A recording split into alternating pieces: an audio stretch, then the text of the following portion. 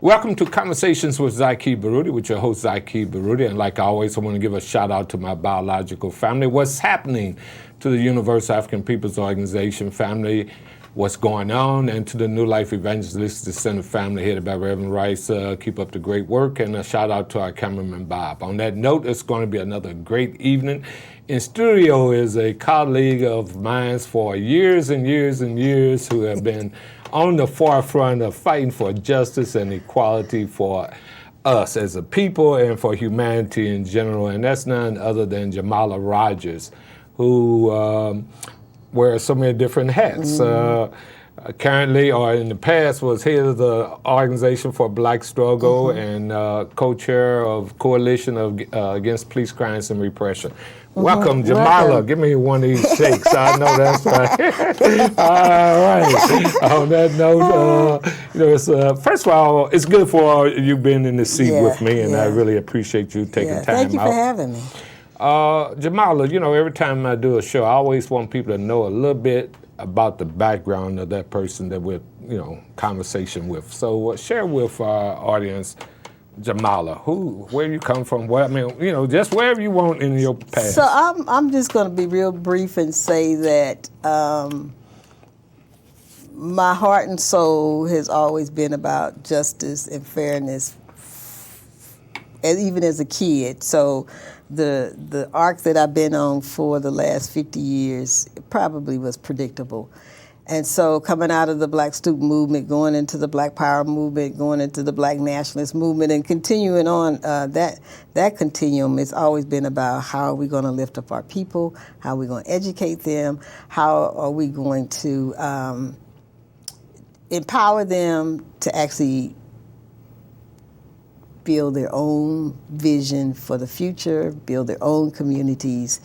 And as you know, along the way, there's always the plan of our racist oppressors. And so you got one step forward sometimes and two steps back. But I think for folks like us who are on the journey for the long haul, and we've seen people, fall by the wayside, either making their natural transition or else, this stuff is just too overwhelming. It's it's too overwhelming. It's right. So you do have to have a protracted vision about what you can realistically accomplish. And I think we're going to do our part, and then we're going to pass the baton. And to that end, in terms of describing your background, because we have similar backgrounds, so you graduated from what college? I graduated from Tar Heel College. Tar Heel, where's that at? That's in Northwest Missouri. Northwest Missouri. So there was like a white liberal arts college that I got dropped into, and I'm like, I had an academic scholarship with Poe parents. It's like, what you gonna do? It's like, no, I ain't going there. So I What went. was your degree in? It was in English and education. Okay, so did they have Black Student Association on the campus? Yeah, thank goodness, because believe me, that's what saved me. So we did the full 9 yards. Like I said, part of the Black student movements. We traveled all over the country, visited other bigger campuses, but we also, because it was so white and there was no black, nothing, not even a janitor. Wow. When I went in '68, and so of course we shut the administration building down with the demands. And we did likewise too, right? We got to have something. You can't bring black students on, and there's nobody that looks like us. Right. And the town was all white. it was definitely a culture shock. You're from Kansas City, Kansas City, Missouri. Right. I was just most recently in Kansas City on a press conference about the death of Leon Jordan, the political activist who was murdered on July 15th, 1970, and another brother who was the owner of the Green Duck also being murdered, and they both owners of that facility, an elderly man. So from Kansas City. So, let me just say this. As a host, I appreciate you being on the forefront, the face of black women, progressive, speaking truth to power. So to that end, Jamala, you and I have been on a lot of different battlefronts at the same time. And here we are in 2019. Before I get specifically in terms of St. Louis politics, how do you see the overall state of Black America. 2019. You know, that's an interesting question that I've been pondering, because I know we are approaching the anniversary of the murder of Mike Brown and the Ferguson uprising, and there's been questions posed as like what's happened since then, what's been the accomplishments, and it's a mixed bag, really, because one of the things I think we came out of Ferguson with was a new understanding about the powers to be. Because, so for example, the whole notion of what was happening with the courts and using black people as the ATMs, as Eric Holder called it, people in those municipalities knew that. But they didn't know that the next, that it was like a whole conspiratorial thing that connected lots of municipalities. So all of that got exposed in a way that even people across the country could see. And as well as it was dealt with too. There was a Senate bill passed, a state Senate bill, that from traffic stops there was a limitation as to amount that they can collect, something like that. But that wasn't as low as we would have liked it, because there was a court order by a lot of the black mayors who felt like they were being discriminated against. But what it did, what that pulling off the snatching off the covers of that particular practice, then spread across the country, because then people started looking at their own policies, procedures, and laws, and many of them they found out mirrored what was going on in North County. Right. And so there's been a sweeping change across the country as it relates to how much money can come to general revenue from traffic stops, and even in terms of the whole notion of people having to be jailed off of something as ridiculous as a traffic stop because you couldn't pay the ticket or a parking ticket. So that piece to me had just broken stuff wide open. But I think the other thing that we've seen, particularly in St. Louis and St. Louis counties, people have doubled down. You know, the white racist power structure have doubled down. Like, okay, y'all thought y'all's two little black people in the prosecutor's office. You think you got some black folks down in Jeff City? We're going to show you who still has the power here. And I always come back to the Dred Scott decision, and that is there are no rights that y'all have that we have to respect. So that's always going on when I see that kind of action going down. On that note, though, we'll have to take a quick break. Hello, I'm Larry Rice, Director of New Life Evangelistic Center and NLEC TV, and I come to you now and I ask you just to please pray and consider becoming a partner with us here so that we can continue to keep conversations with Zaki Baruti on the air. It's only because of the faithful support of individuals like you that we can provide this service along with a multitude of services to the poor, the fatherless, the widow, the hurting, and the homeless. Your prayers, your gifts right now are absolutely essential as we confront gentrification in our community of rich and powerful people that want the poor and homeless out of sight and out of mind. We're trying to get 1411 open back up again. We can do that if you will help us. We can provide shelter once again. We're doing it in many other locations, but we need your help now to keep conversations with Zaki on the air and to help those that are hurting and need. And it's New Life Evangelistic Center, P.O. Box 473, St. Louis, Missouri, that's 63166. Or you can discover us online by going to nlecstl.org. Thank you for praying, caring, and sharing at this critical hour. If you can't receive NLEC TV on channel 24.2 on your TV, you can watch us on your home computer or laptop, anywhere in the world. Simply type in NLEC TV, then select NLEC TV support and click on the small NLEC TV on the right of the menu bar. Click on the play indicator to start the live programming, the same programming as 24.2. You can then enlarge the picture and enjoy your favorite programs like the NLEC Worship with Larry Rice, The Bernie Hayes Show, Experience the benefits of change with Pastor Burris, conversations with Zaki Baruti, news and views, and so much more. Can you hear the music of creation? NLEC TV is also available on all mobile devices such as smartphones and iPads. By getting the NLEC TV app, you can enjoy NLEC TV anywhere you go. Welcome back to Conversations with Zaki Baruti. In the studio with me is Ms. Jamala Rogers, one of the most prominent activists here in the St. Louis community and throughout the nation. And we're having a conversation we were talking about on the other side, the state of Black America.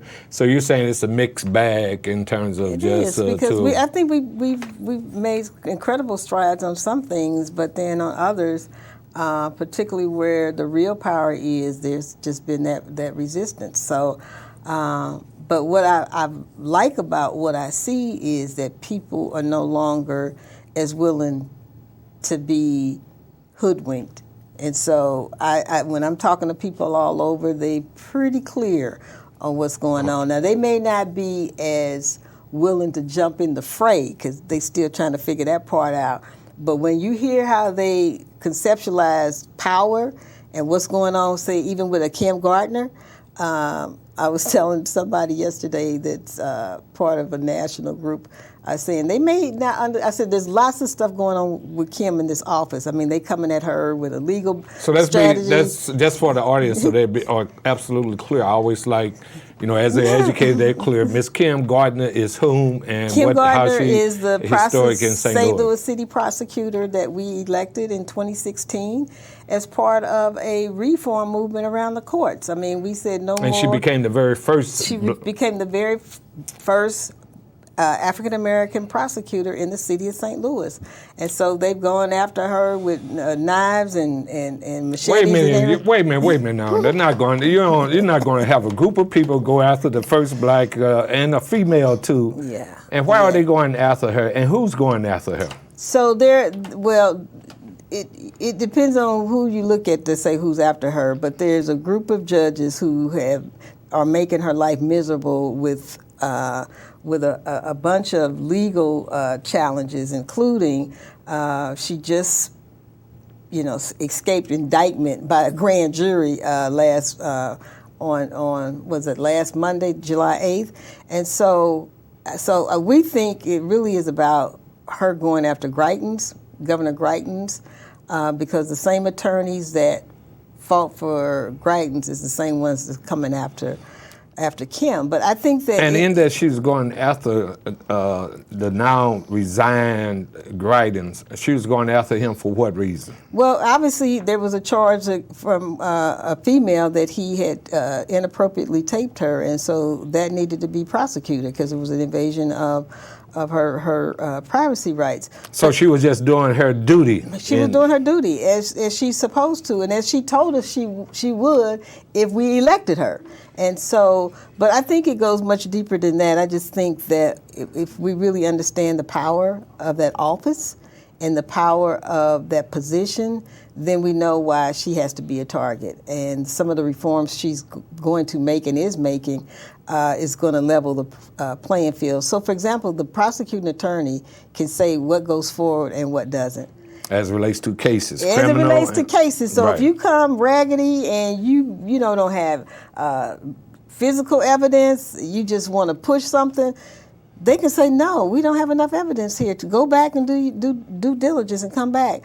But because we worked on enough wrongful convictions of just scanty evidence that convicted people for 20, 30, 40 years, we know how powerful that office is. Which has led, not just here in St. Louis, but throughout this state and country, to mass incarceration. So she's not one of those prosecutors that's on that playing field in terms of that.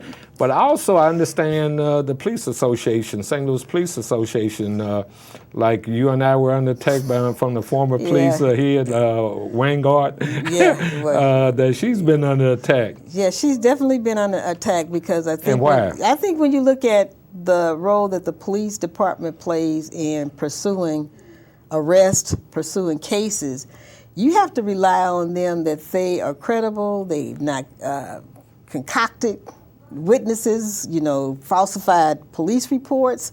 And what we know is that's absolutely the case.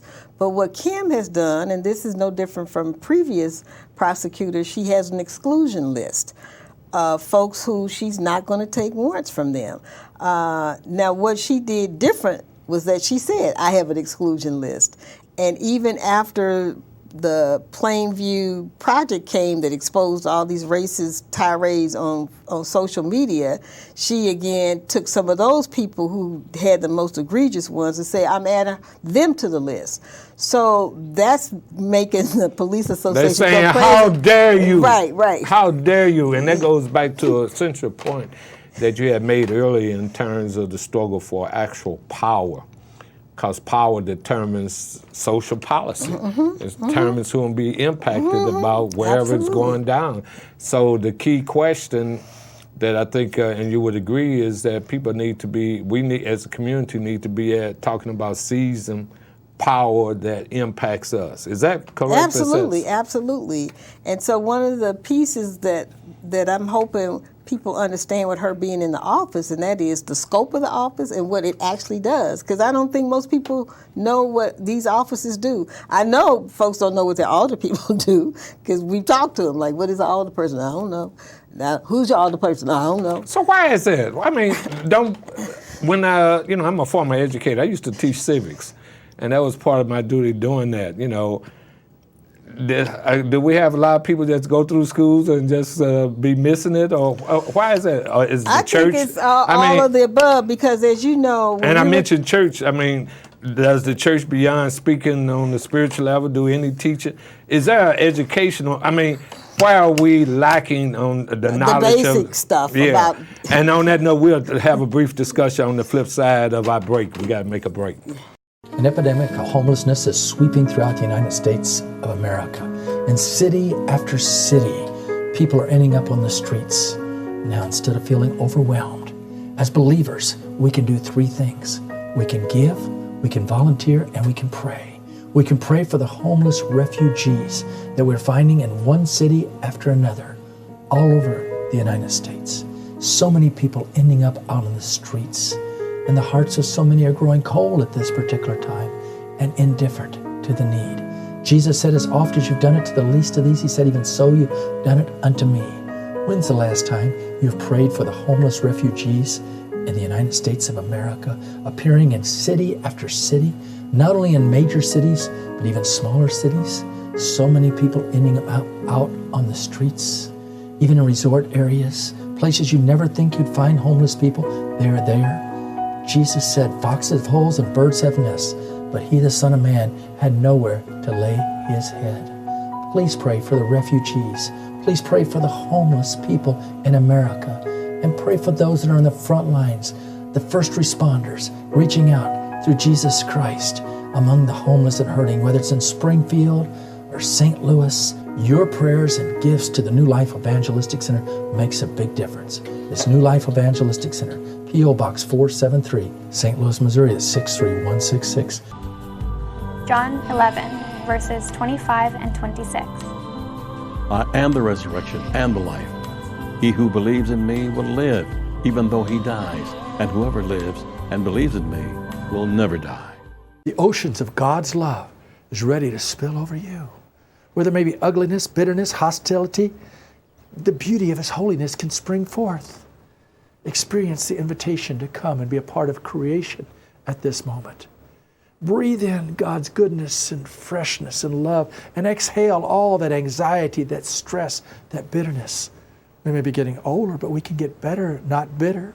We can experience the healing of our souls at this moment as we take God's prescription and invitation to come and behold the beauty of his works, experiencing healing for our soul. Let your blood pressure go down. Let worry be gone. Exhale all that fear and frustration and inhale the beauty of God's creation. Come and join me in creation at this moment. Let's experience the healing for our souls been provided by Christ who holds all things together, as Colossians chapter 1, verse 15 says. Let's experience the healing and the beauty of God's creation. Welcome back to Conversations with Zaki Baruti. In the studio with me is Jamala Rogers, and we're having a good time and dealing with, conversing about our problem and how we're going to get out of this predicament. And Jamala, this got to be the first of a several series of discussing the social issues impacting our people. And again, of course, I appreciate the work that you have done over the years, as well as the organizations that you represent, Organization for Black Struggle, and Coalition Against Police Crimes and Repression. And now we have another coalition. And what is that new coalition? Is the Citizens Justice Coalition? Community. I know it's about the people. Community Justice Coalition. Right. And this coalition is, why did it come into existence? This coalition were people who just were concerned about what was happening with Kim Gardner. And so it started very ad hoc. We were just meeting, and then we realized these folks are serious, and so we better get serious. We got to get more organized. And so I always try to say it's not just about Kim, even though she's the focal point. It's really about how are we going to fight for political power. And it gets back to the question you were asking before the break. How do we fight for political power? How do we fight for policies and putting people in place that are going to have the greatest impact on our lives and our future?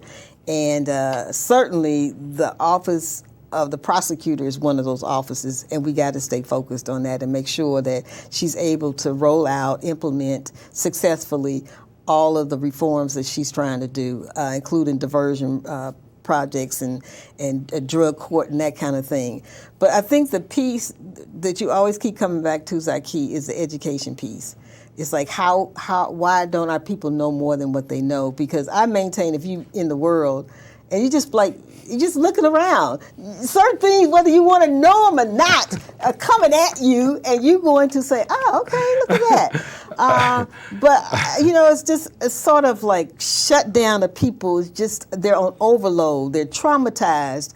And so we have to be able to figure out ways to access their heart, soul, and mind. And that's the struggle right now because, like I said, so much is coming at them on an individual level, and then you're asking them, we need you to participate in this for your own liberation. And they're like, I'm struggling to keep the lights on. Right. So all of that has to be taken into consideration, and we have to find new and creative ways to let them know about the people and policies that are impacting them. So when people say, I don't see a need to vote, that doesn't affect me, then you have to explain to them, like, the reason these people are after your vote is because it's a powerful tool that you need to start using. And it's not just using for the sake of just voting, like vote for everybody black or vote for this. No, be strategic about that vote because you only got one, and make it count, just like your dollars. You don't be throwing that dollar everywhere. That's your hard-earned money.